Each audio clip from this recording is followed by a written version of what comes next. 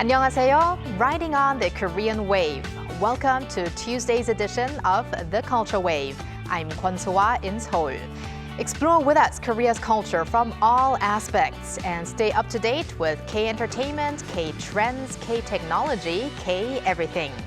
And today we're joined by my co-host Walter Lee in the studio. Hello, Walter. Hello, Soa, and hello to our viewers at home. Walter Lee here to co-host alongside Soa, and of course, I have the latest in K-Enter news just for you. And Walter, let's jump right into the world of K-entertainment. Okay. And our first story is about KPop Demon Hunters again, but we do have more news about them because you're going to talk about the position of their songs, the soundtrack at the top of the charts. Of course I am, because they are doing wonderful as always. Now, Golden from Netflix, of course, KPop Demon Hunters, we've been talking about them so much, has topped the US Billboard Hot Singles chart for a total of 4 weeks now. Now, Billboard announced this on Monday local time that Golden maintained its lead over Alex Warren's Ordinary and the very popular Sabrina Carpenter's new release, Tears. Now, since debuting at number 81, Golden has remained in the top 100 for 11 straight weeks. Now, it's not the only song from the movie that is currently in the top 10 though. Your Idol is at number 4, Soda Pop at number 5, and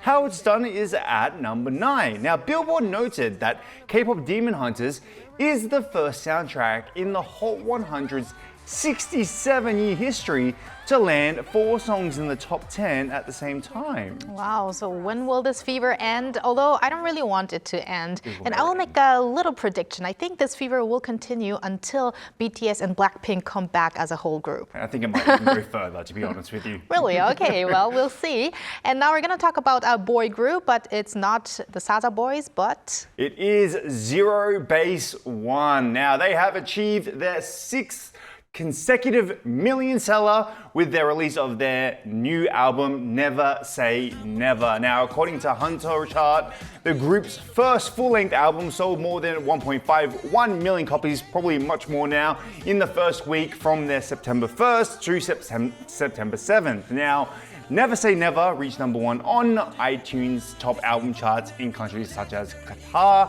Russia, and also the Czech Republic now, while debuting at number 4 on the worldwide iTunes albums charts. Now, it's carrying a message of encouragement for those who dream of something extraordinary in everyday life. The album includes tracks, one of which I would recommend is their lead song, Iconic. Okay, and what a great achievement. So we're going to end up with some very interesting K-movie news. Yes, we have a theme happening today, don't we, Soa? So Korea's first feature-length film made with AI, it's called Run to the West, or 중간계 in Korean, will be released in October. The film is directed by Kang Yoon-sung, best known for the Disney Plus series Big Bet and also the first The Outlaws movie. Now, Run to the West centers on people trapped in the realm between life and death, pursued by grim reapers determined to take their souls. Now, director Kang said he aimed to use this new filmmaking approach to deliver a different kind of excitement to audiences. Now, internationally, AI-created films have already been making waves at festivals. Now, it's also been sparking interest and also debate, of course. Now, many are now watching to see what impact Run to the West will have on our Korea's film industry. And I wonder how movie experts like our Professor So, how they will assess this film, and also how our AI expert will think of this as well, because we do have a connection coming up. But before that, we're going to actually move over to our very own AI anchor, Ari, for more on the culture front. Ari, over to you. Hello and welcome to your AI guide to the latest cultural updates from Korea. Here's our top story. Korea is broadening the scope of its national heritage to include popular culture. Beyond relics, artifacts, and sites from ancient times to the Joseon dynasty, popular culture elements such as films, dramas, and songs will be identified and preserved as part of the national heritage. The government plans to utilize AI across nearly all areas of heritage management, from protection and preservation to research and content distribution. About 8 in 10 Korean adults chose to read a paper book over other reading materials last year, according to a recent survey by the Korean Publishers Association on some 1,000 adults. Over 80% read paper books, while around 41% enjoyed webtoons and 37% opted for e-books. Nearly 35% read magazines or webzines. On average, each person read 5.4 paper books over the year. Marking the first anniversary of the late director Lee Myung-woo's passing, Waiting for Godot returns to the stage in Lim's original interpretation. The play, a classic of absurdist theater by Irish playwright Samuel Beckett, follows two protagonists who endlessly wait for the mysterious figure, Godot. First introduced in Korea by Lim in 1969, the production has been performed over the past 50 years to audiences totaling 220,000 people. Returning in Lim style for the first time in 6 years on Wednesday, the play will run at the Sanulim Theater through October 4th. That's all from me. Stay tuned to the Culture Wave.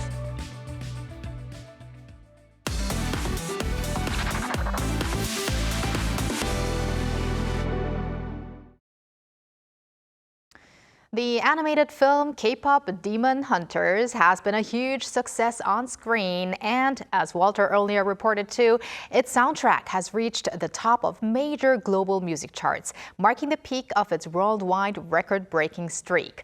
Even in Korea, the craze shows no signs of slowing down.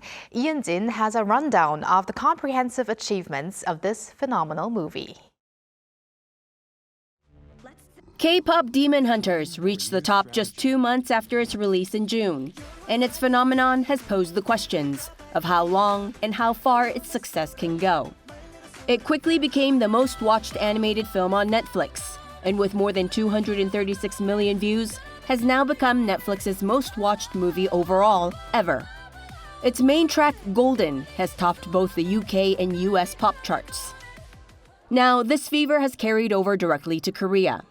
At the National Museum of Korea, people are lining up early to buy souvenirs reminiscent of K-pop Demon Hunters, and real locations featured in the film are now tourist destinations for fans. It's very beautiful. We heard a lot about it. Very old, and it's from Korean, so yeah. Government ministries have even joined in on the viral dance challenge based on the movie's choreography, showing that online enthusiasm remains high.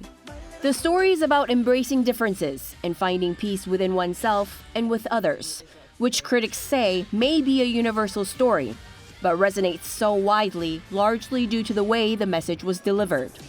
And the integration of distinctly Korean elements of K-pop and shamanism is also seen as a key contributor to the film's global appeal. We tried to make the movie feel as Korean as possible, and one way to do that was to, in every scene and every design aspect, add in Korean elements. What's notable is that K-pop has long faced skepticism for its global success as being just a passing trend. But now, K-pop fans in the US are showing a level of loyalty rivaling those in Korea. A survey released by Billboard showed that there is a growing base for strong K-pop fans, as more people listen to K-pop 7 days a week. With this, doubts surrounding the potential of Korean culture are finally starting to fade, leading to experts suggesting it is time to redefine the direction of the K-pop industry. We need to recognize and share the universal values that K-pop holds with the world. It shouldn't be about just localizing or exporting management techniques. Moreover, what's being called the KDH phenomenon, despite it being K-content technically produced abroad, now challenges Korea to truly tell its stories in a way that meets the heightened global standards. 이은진, 아리랑 뉴스. Staying with K-pop Demon Hunters, while it has been sweeping the hearts of many viewers, our news features reporter An Sung-jin asked herself the question, how can those with visual impairments also enjoy the sensational movie? Let's take a look at how the efforts of transitioning non-verbal elements of content to verbal components can help. 각과 곳곳 차림의 진우가 굳은 얼굴로 서 있다. 호랑이가 진우의 팔에 얼굴을 비빈다. This is a scene from the renowned Netflix film K-pop Demon Hunters. The Korean Community Media Foundation provided a screening of this popular movie with attached audio descriptions. One of our major goals is to create no discrimination between disabled and non-disabled audiences in media. So we work on screening accessible movies. For most of us, watching a movie means sitting back and soaking in the visuals. But we might be taking this for granted. Veteran Seo Su-yeon redefines how stories are told and experienced. She started the Korea Content Accessibility Research Center, and for 23 years, she's been working on expressing nonverbal elements of content into spoken aspects.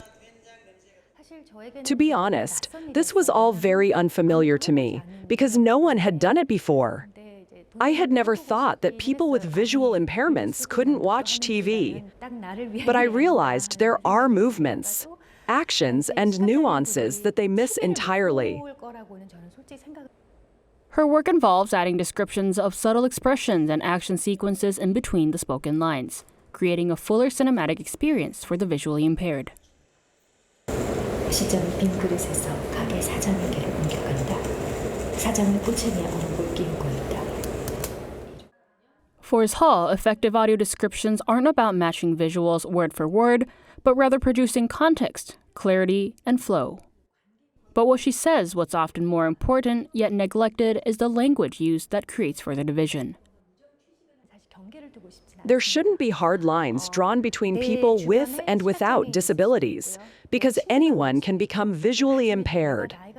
So we often frame accessibility as something only for people with disabilities, but it really starts with understanding others. The push for accessible content is gaining ground, but there's still a long way to go. With efforts from people like Seo, moments that can be lost in darkness can enhance a powerful scene for everyone. 안성진, 아리랑 뉴스.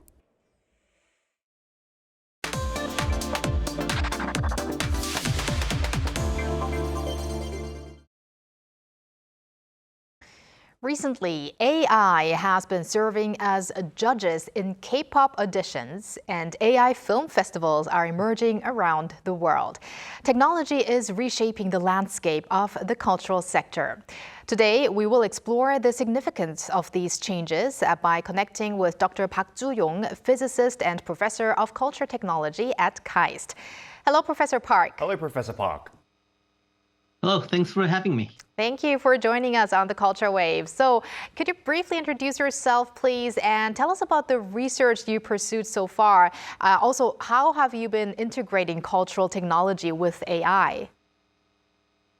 Sure. So I'm a theoretical physicist by training. Now study how science and culture intersect, since they both are creative expressions of how we understand and see the world.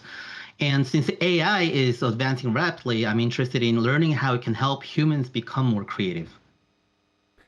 That's excellent. And AI is penetrating various cultural fields, be it music. As I mentioned earlier, the movie Run to the West, or Jungangge in Korean, as well as video games, performing arts, etc. Mm-hmm.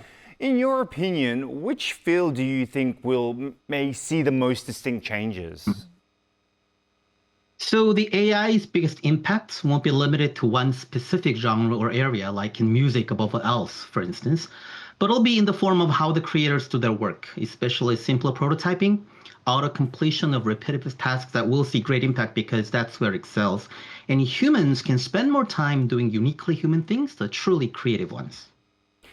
And I think what many people, some may be worried, some may be curious, some also may be more interested, is how this will affect our daily lives. I mean, some people are obviously thinking about their future work. They're also thinking about how it could take over or how it could somewhat help their daily lives. In your sort of mind, Professor, how do you think this will affect our daily lives?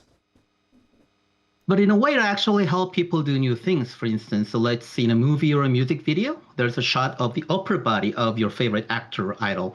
But maybe you want to give them legs or change their facial expressions to transfer the emotion of the scene, right?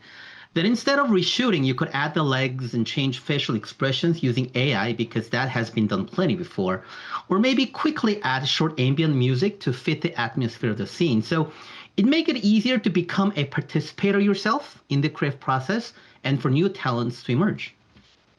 Interesting. And Professor Park, the government is actually also has vowed to put efforts into fostering AI and also the cultural sector as future growth engines. So the use of digital and AI technology has also been underlined at a recent APEC meeting. So the APEC 2025 high-level dialogue on cultural and creative industries, which happened in Gyeongju recently. So what do you make of all of these developments, all of this emphasis on AI also from the government level?